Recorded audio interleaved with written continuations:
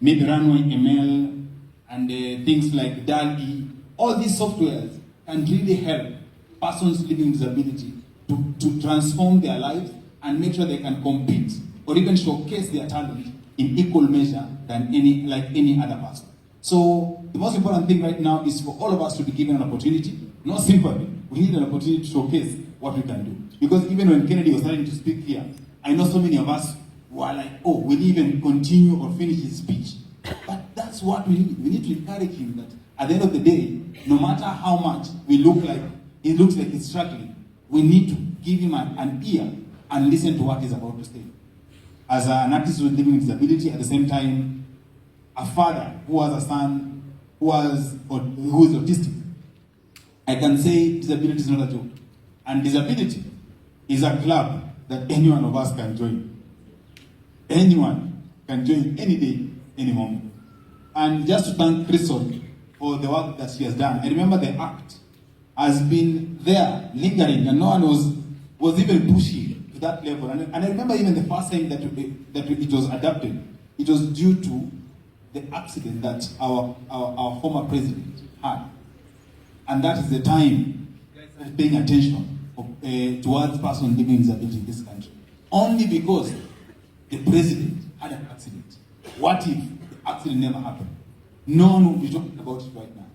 So to challenge all of us here, even to challenge the CSS, the president, we need to see even the appointments of CSS, even the PSS. We need to see even 5 or 2 or 1 appointment to lead as an example for all of us to know that it's important for all of us to be inclusive and to set up an environment for persons living with disabilities to work like any other. Thank you. Wonderful. Thank you so much to join this particular community at any point, even before we leave here, even after we leave here, any of us. And I know for certain that the next panelist, my friend and my sister, Rosemary Odinga, understands very well, because both of us did not grow up with a disability. We were both born with our full sight.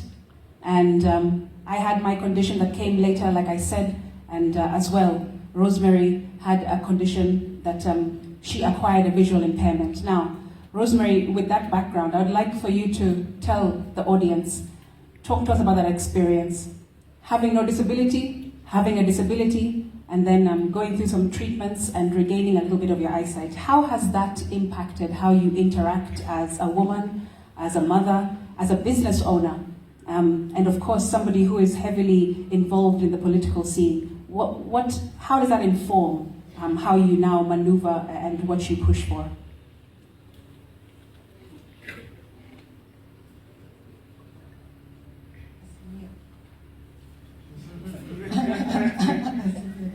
That's what the Lord is whispering, good morning, everybody. Again, I'm very happy to be present with you today. Mr. Joe, this one is the real last year. This Odie. Anyway, can you all hear me? Okay, good. Mr. Joe is very, very lonely. And, I don't have a lot of time to go through that whole history because it's documented everywhere. I was able to see then, of course, I suffered small loss of vision. I also could not walk. At the time I was in a stretcher, wheelchair, just like I'm seeing my colleagues around here. And walk through everywhere, everything. Sometimes the caregivers get tired. And you talk about caregivers, they get tired. Your family gets tired. The public gets tired. But there's something that I used to tell myself is every day, laugh about something. Even if you're by yourself, just laugh. Even for you who's not challenged with this inability, just laugh about something because life is very stressful. Then on top of that, you have your challenge, it can be extremely stressful. What I do is I laugh. Just wake up or I do something, just laugh. This is that, the stress in the body. And then also, I change my attitude. Because before I go somewhere to think, this person doesn't like because of ABC. You know, that person is a human being. Something else could have happened to them that is disturbing them. It has got nothing to do with you. There are some places where people just have a bad attitude, right? There's nothing to do with you. You have to focus on whatever it is you want to do.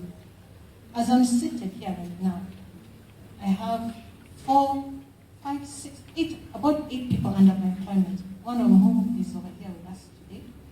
And these are men who are heads of family, women who are heads of family. So what disturbs me when I wake up? I say, hey, I have to wake up and go do whatever it is I need to do. 1, because my children need to eat. 2, because these people have sacrificed. They've woken up and come to work, right? Their family also needs to eat. So the burden is not just on me to take care of me. And even what to wear in the morning, you people have problems with. Me today, I put on something and mom, what is that? What is this? What is that? I found I put on this dress backwards. Yeah? And I've gone down out comfortably, and then I thought, no, you're not looking very dignified. Go back. Those are challenges. Then beyond just personal challenges, when you get to a facility like this, for me, my challenge is visual impairment. But I see most of the people take care of people with a physical disability, as in wheelchairs, mobility disability, right? Things like braille on the lift, so that you know which floor you're going to, right?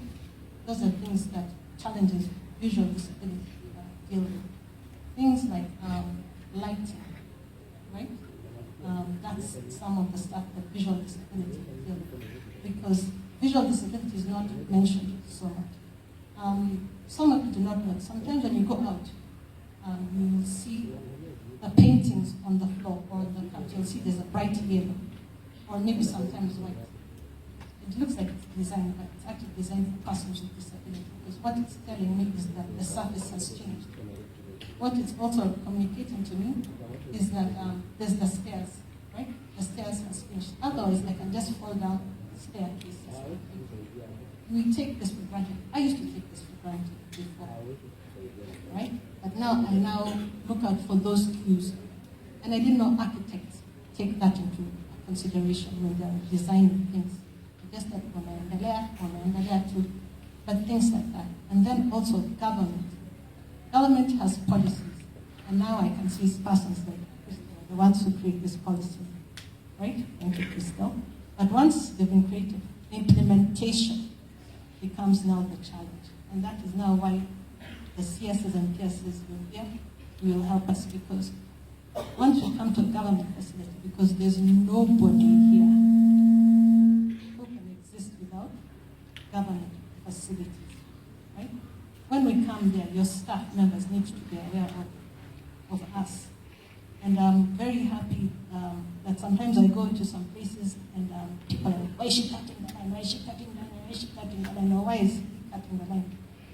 It's because, as you can see, he cannot stand in the line like you for so long, right?